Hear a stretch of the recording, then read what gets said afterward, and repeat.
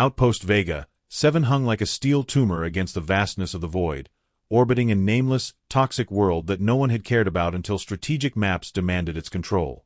In the bowels of this orbital fortress, among sweating metal corridors and gravity that flickered with a heartbeat's irregularity, warriors from 100 conquered worlds gathered. They wore the hard faces and thick skins of those who had bled under 1,000 alien suns.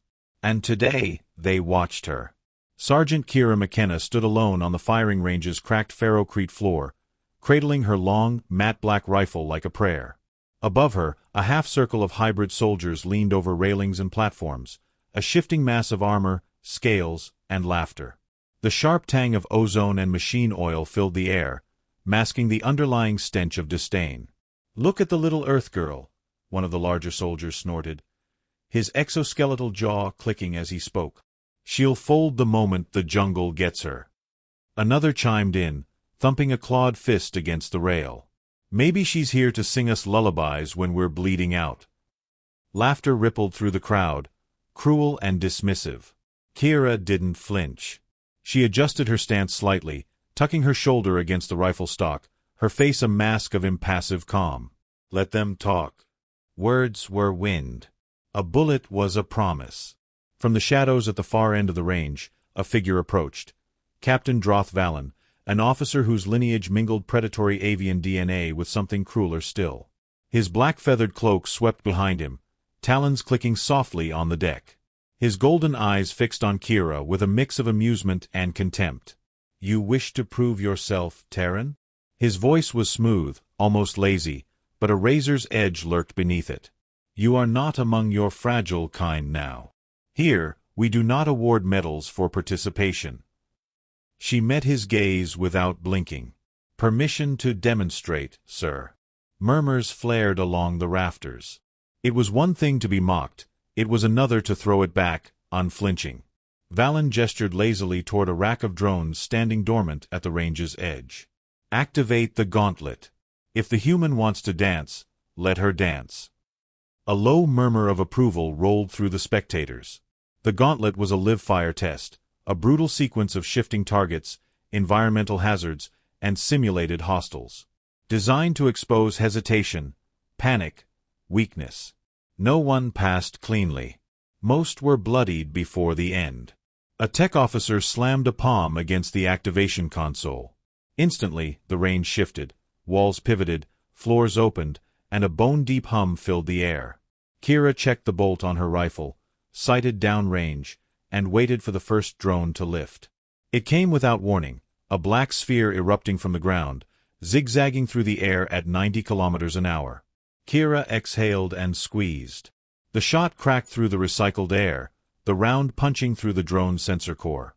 It dropped like a stone. Another target emerged, then 2, then 5. Kira flowed between them, each movement economical, her body a metronome of death. Drones fell. Simulated mines triggered false alarms. Environmental projectors flooded the range with smoke, heat, and sudden bursts of simulated lightning. She moved through it all as if in a dream. Above, the laughter faltered. Whispers replaced it. Captain Valen's golden eyes narrowed, his talons tapping an unconscious rhythm against his belt. One by one, the gauntlet's trials fell before her. When the final sequence triggered, a rapid assault of aerial and ground targets, Kira pivoted smoothly, dropping them before the system could even register a hit. Silence claimed the range when the last drone fell, trailing sparks. Kira lowered her weapon, her breathing steady. Without a word, she stepped back to the ready line and stood at attention. Captain Valen approached, slower this time. His expression was unreadable, the feathers at his temples shifting with unseen tension. Around him, the watching soldiers muttered to themselves, unable to reconcile what they had just witnessed with what they had believed. "You shoot," Valen said at last, his voice soft. "But can you survive when the jungle itself turns predator?" Kira allowed herself the barest incline of her head. "Sir, I'm not here to impress. I'm here to endure." Another ripple of conversation spread through the ranks. Some scoffed, but others watched her now with a different kind of attention, measured, wary. Valen flicked a talon toward one of his adjutants. Assign her to the trial. The adjutant hesitated. Even among these hardened creatures, the trial was infamous. A brutal survival exercise on the planet below, against environment, wildlife, and each other. A test of instinct and ruthlessness. Valen's voice sharpened. Now. Kira offered no protest. She checked her rifle one last time, then turned to follow the adjutant. As she passed through the ranks of soldiers, some made mocking gestures, baring teeth or hissing through fanged maws. Others remained silent, eyes tracking her with calculating interest. She boarded the drop shuttle with 5 others, hulking figures clad in battle-scarred armor, their weapons gleaming under the harsh lights. No one spoke to her. No one had to. In their eyes, she was already dead, a ghost yet to be buried. The shuttle rumbled through atmospheric entry, flames licking the hull. Inside, Kira closed her eyes and breathed deeply, feeling the familiar tension coil through her muscles. She had trained for this. She had fought harder wars than these creatures could imagine. Yet something gnawed at her, a sharpened instinct, warning her that this was not simply a test of skill, but of survival at the most primal level. The planet below was a fetid, rotting jungle, vast, endless, pulsing with predatory life. Trees twisted like grasping fingers, vines moved with sentient hunger. Every shadow promised death. The shuttle's ramps slammed down. One by one, the soldiers spilled into the green dark, their forms swallowed by mist and foliage. Kira followed, rifle raised, boots sinking into damp, reeking soil. The rules were simple. Survive 72 hours. Extraction would come only for those who remained standing. Those captured, those killed, became footnotes. They moved as a loose pack at first, wary but still contemptuous of her presence. Kira allowed them their arrogance. Let them focus their disdain on her. Let them underestimate. It would make their downfall all the sweeter. Hours bled into the first night. The jungle came alive with shrieks and howls, the air thick with buzzing predators and drifting spores that burned the lungs. Kira kept her distance, setting traps in silence, memorizing paths, noting the arrogance with which her supposed teammates blundered through the terrain. It wasn't long before the first accident occurred, a soldier lured into quicksand by a false trail, his cries muffled by the sucking earth. The others laughed, careless. The trial was thinning the weak. Yet there was something else, an unspoken understanding beginning to flicker among the group. Glances were exchanged. Weapons were held a little looser, aimed a little more readily toward human form rather than alien beasts. In this place, the predators wore many faces. Kira knew the pattern: first disdain, then exclusion, and finally elimination. Under the blood-red glow of alien moons, she found herself isolated, the group's loose formation conveniently leaving her exposed to the worst dangers.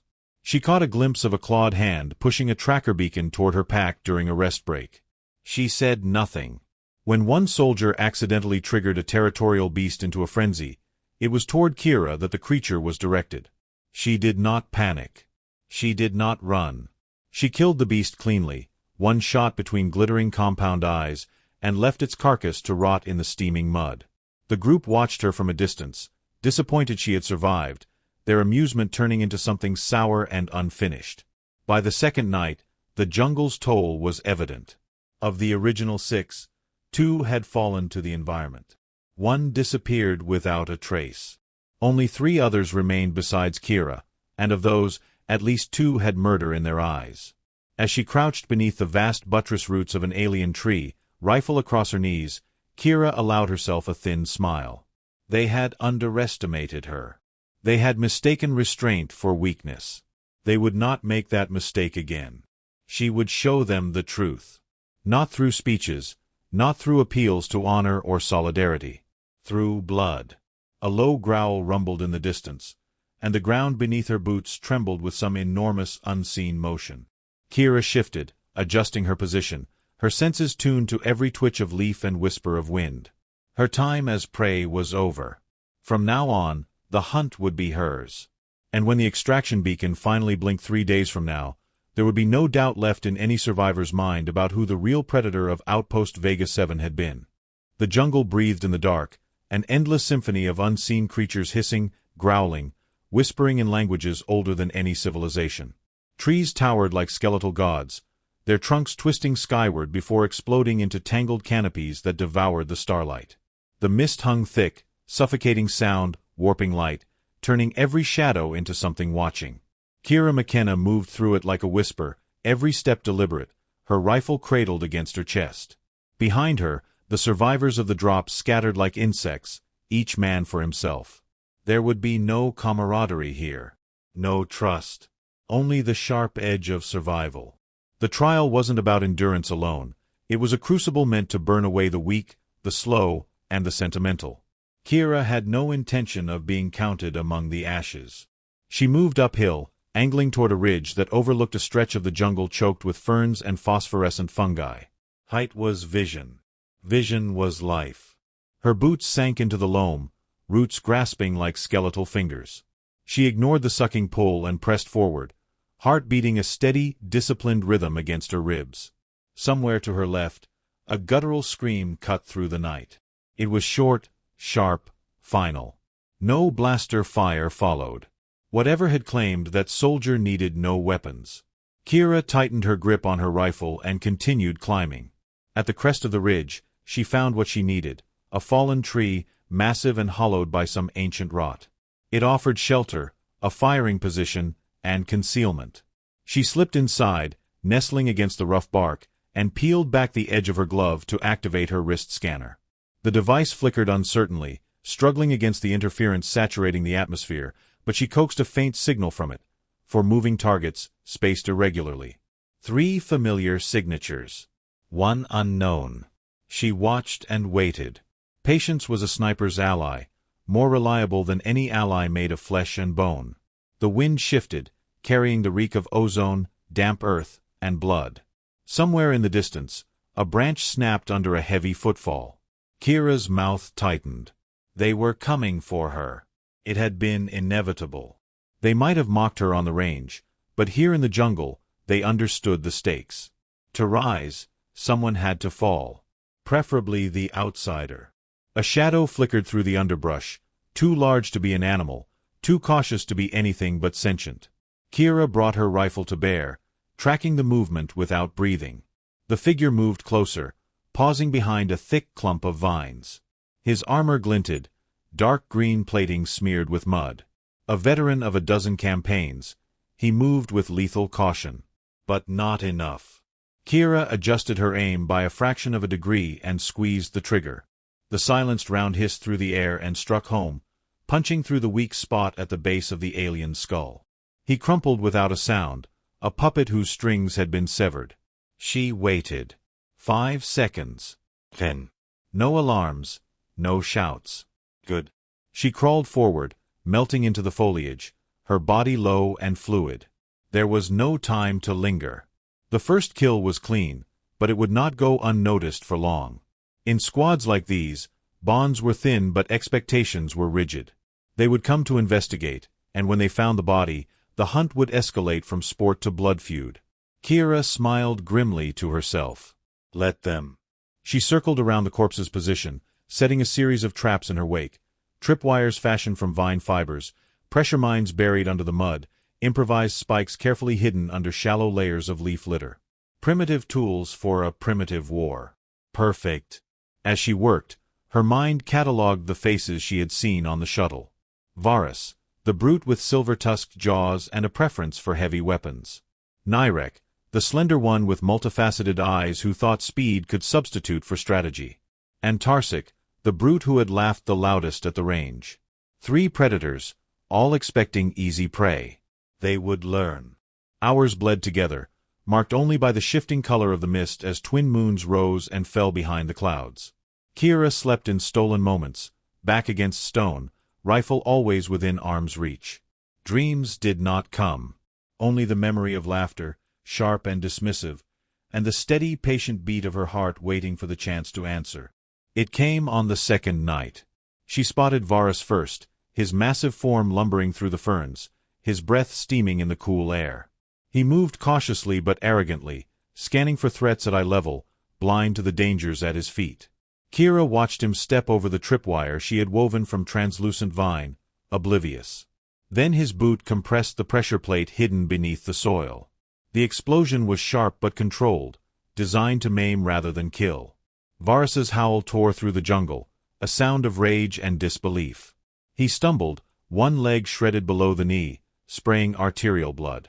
Kira remained still, hidden in the branches of a nearby tree, watching as Nyrek and Tarsik rushed to their comrade's side. Their panicked conversation crackled over the comms, distorted but clear enough. "Trap, primitive, watch your footing.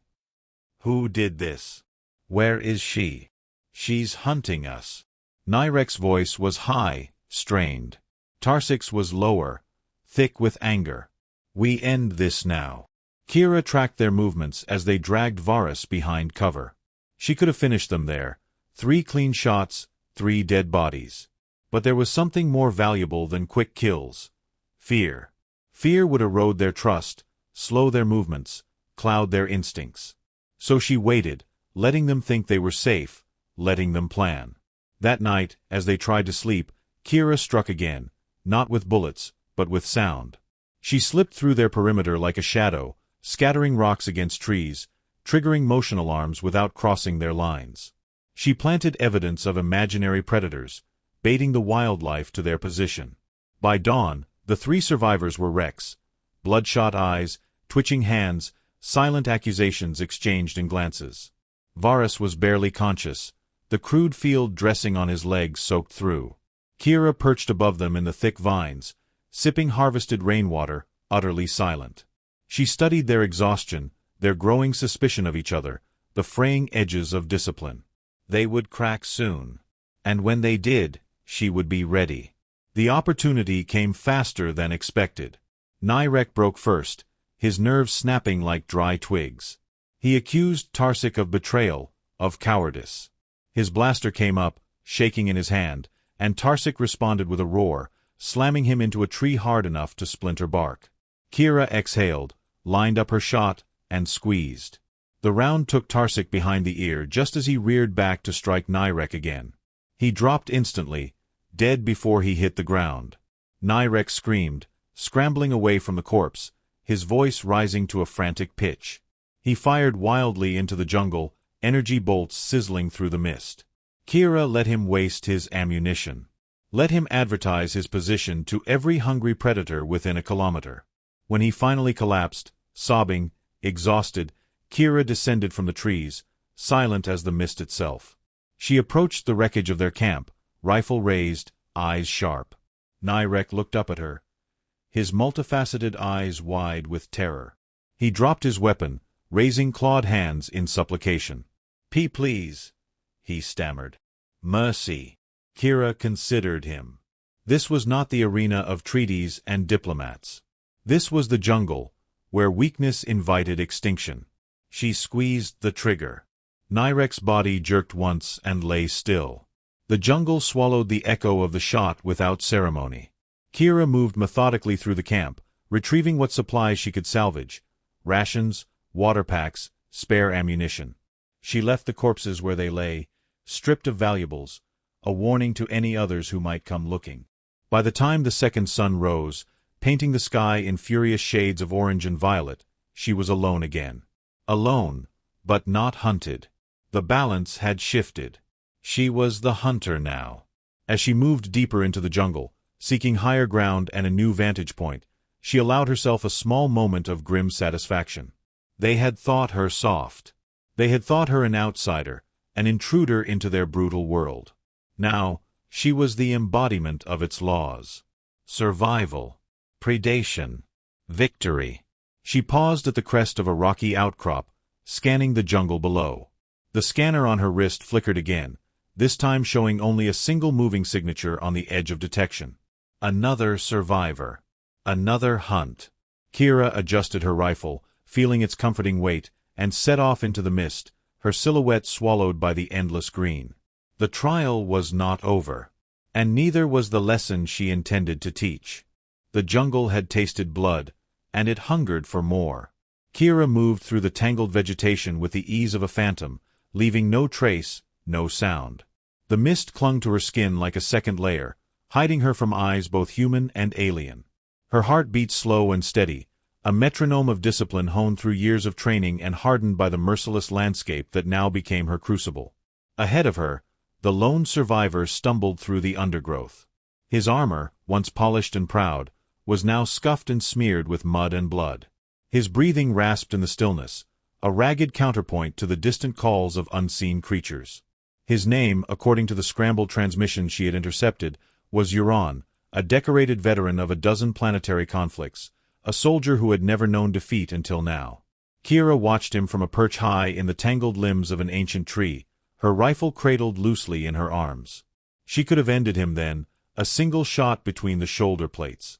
But there was a deeper victory she sought, one that could not be achieved with mere marksmanship. She wanted him broken.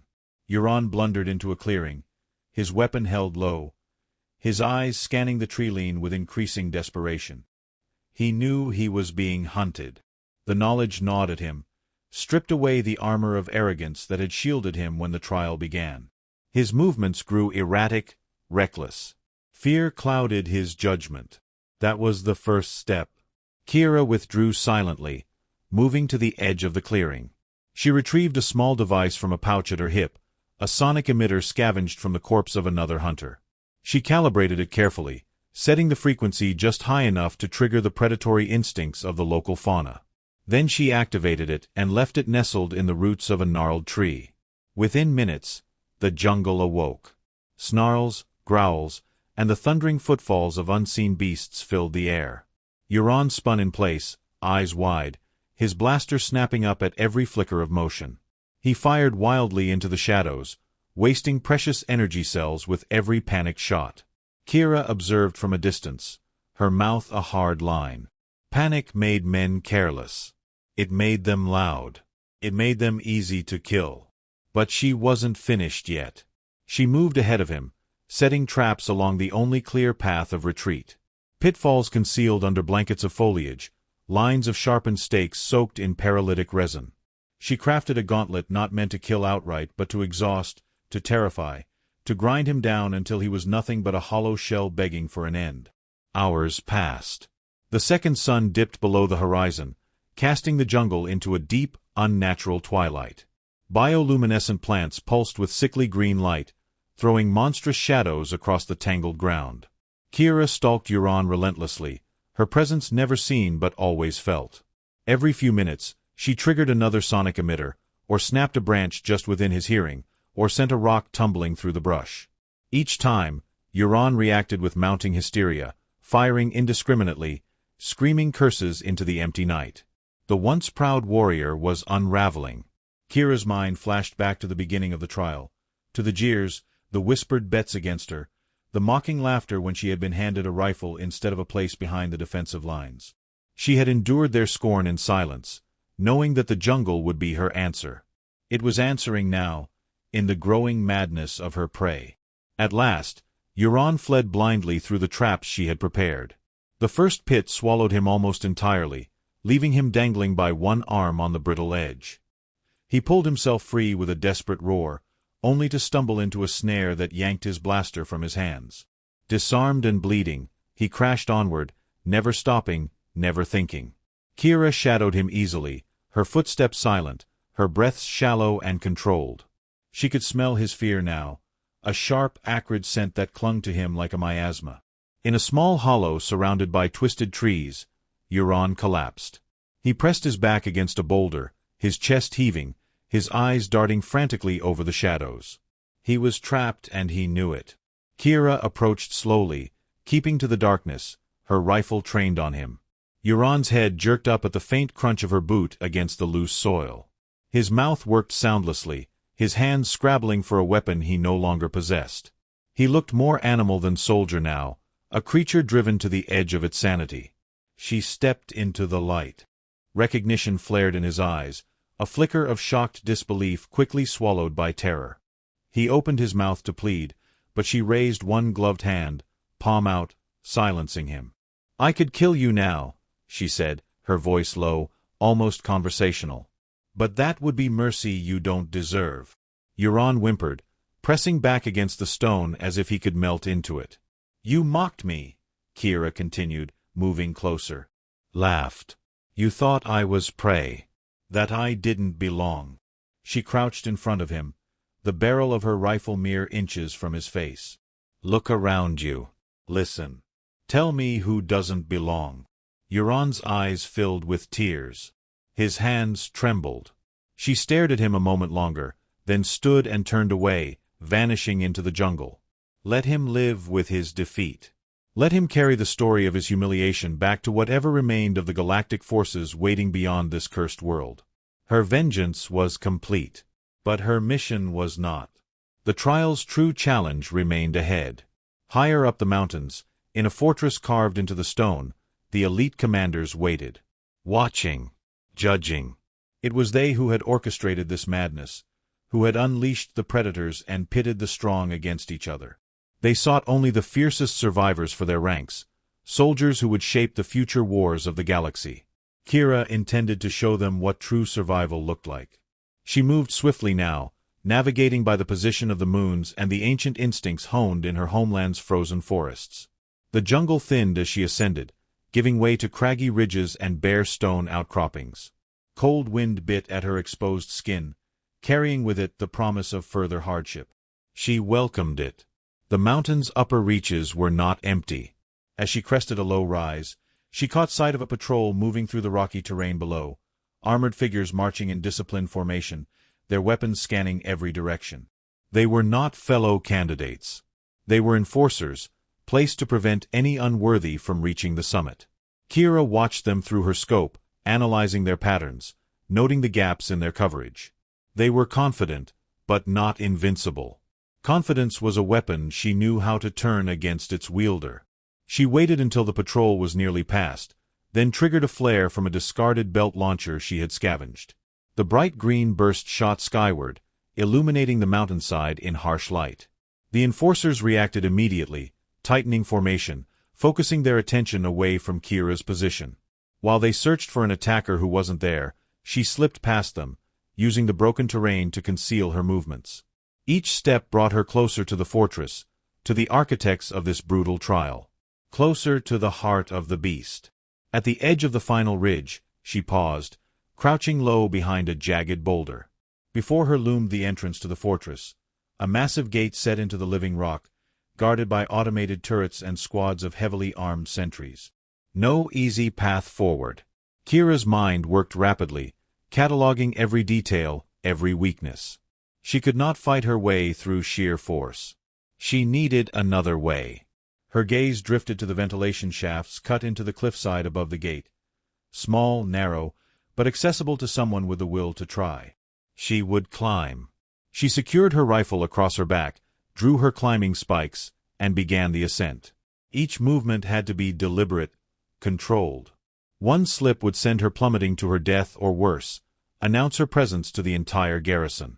She climbed without hesitation, the rock tearing at her gloves, the cold numbing her fingers. The fortress loomed closer with every agonizing meter. Sweat blurred her vision. Blood from torn knuckles slicked the grips of her spikes. Still, she climbed. At last, she reached the shaft and wriggled inside, the narrow space barely accommodating her armor. She moved slowly, painfully, inch by inch through the claustrophobic tunnel. The shaft opened into a dim maintenance corridor lined with humming conduits and flickering lights. No guards. No cameras. They had not expected anyone to breach the fortress this way. Kira allowed herself a thin smile. She was inside. The real hunt was about to begin. The maintenance corridor stretched ahead like the gullet of some vast mechanical beast. Every footstep Kira took was measured, silent, her muscles coiled tight with tension. The fortress breathed around her, a symphony of low hums and metallic whispers, and she matched her movements to its rhythm, becoming another ghost in its machinery. Somewhere beyond these walls, the architects of this brutal trial monitored their candidates, deciding who would ascend to glory and who would be discarded like spent shells. She intended to be more than a name on their ledger. She intended to rewrite the rules they lived by. Navigating the maze of corridors required patience. Patrols crisscrossed the hallways with mechanical precision, their armor gleaming under the flickering lights. Kira observed their patterns from behind conduits and bulkheads, noting every blind spot, every hesitation. She wasn't merely moving toward her goal, She was hunting her way forward, one corridor at a time. In a dim junction, she found her first real opportunity. A lone technician, oblivious to the threat creeping closer, knelt to adjust a power relay. Kira moved with fluid precision, silencing him with a swift, practiced grip that left no chance for alarm. She stripped his access badge and earpiece, slipping them into place without hesitation. Each tool she gathered from her fallen enemies became another weapon in her growing arsenal. Through whispered commands picked up by the earpiece, she pieced together a clearer image of the fortress layout. The command center lay at the heart of the mountain, shielded by layers of security. It was there that the true architects sat, insulated by distance and arrogance. Kira's path was now certain, but fraught with danger. She relished it. Progress was methodical, ruthless. She sabotaged cameras with quick, silent taps of her knife. She disabled motion sensors with bursts of localized EMPs salvaged from grenades. The fortress responded sluggishly, accustomed to fending off brute force, not the slow, suffocating invasion of a single predator slipping through its veins. Near the core, the architecture shifted.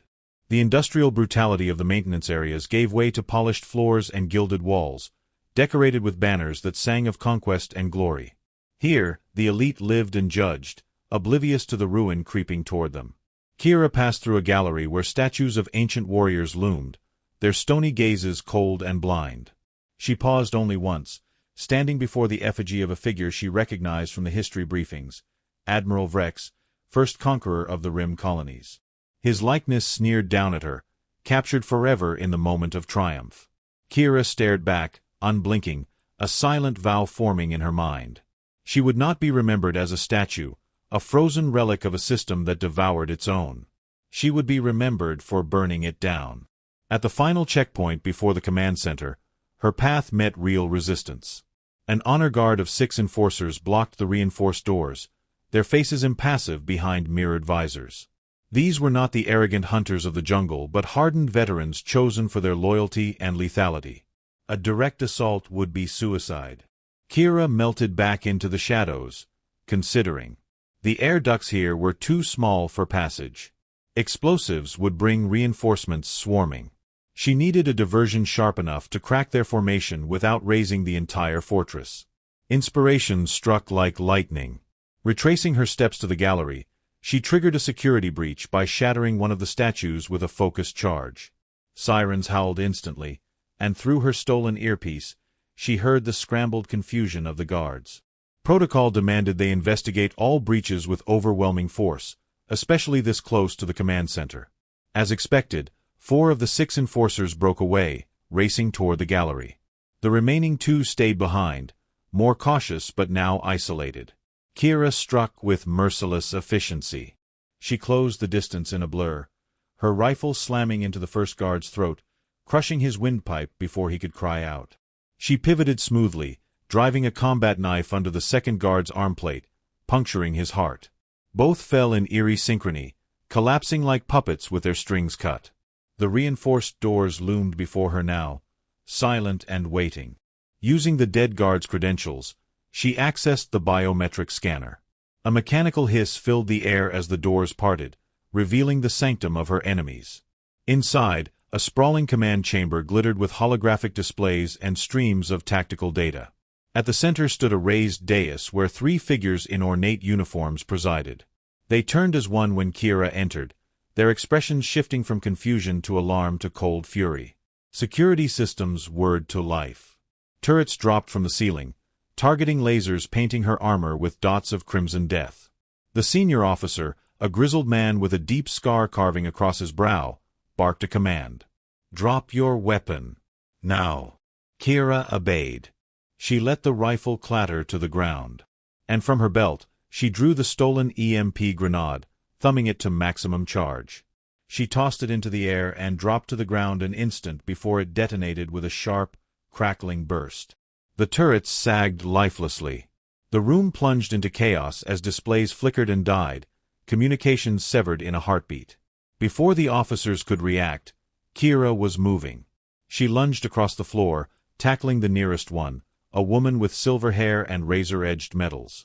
They crashed into the dais, and Kira's fist smashed into the officer's temple, knocking her senseless. The second officer drew a sidearm, but Kira was already on him, driving her shoulder into his midsection.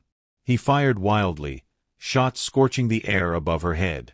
They struggled, grappling for control of the weapon, until Kira twisted it free and pressed it to his chest.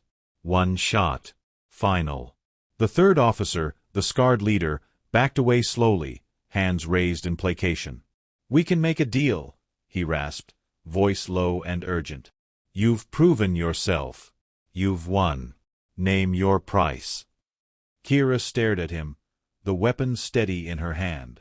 All her life, she had watched men like him dictate the fates of others from behind walls of power. They promised glory but delivered only death. They offered contracts but demanded obedience.